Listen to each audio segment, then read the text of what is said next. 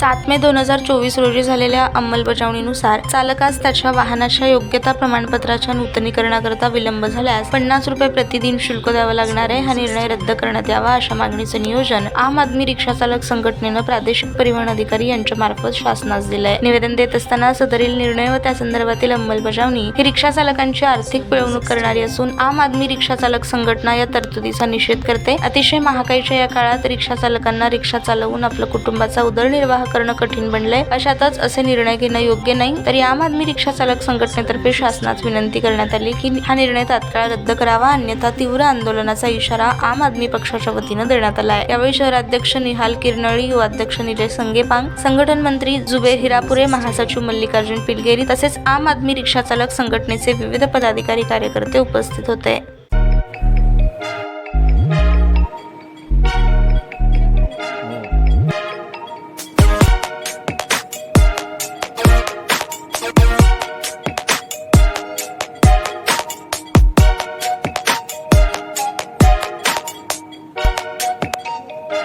सोलापूर शहरातील सुप्रसिद्ध हॉस्पिटल म्हणजे सेंट्रल मल्टी स्पेशालिटी हॉस्पिटल मागील अनेक वर्षापासून सेवा बजावत आहे. 24 तास इमर्जन्सी सर्व्हिस, मॉडर्न टेक्नॉलॉजी, अनुभवी डॉक्टर्स तसेच अत्याधुनिक तंत्रज्ञान सुविधांनी सुसज्ज स्त्रीरोग प्रसूती विभाग, ऑर्थोपेडिक विभाग, मेडिकल विभाग आणि इतर एकमेव नाव म्हणजे सेंट्रल मल्टी स्पेशालिटी हॉस्पिटल.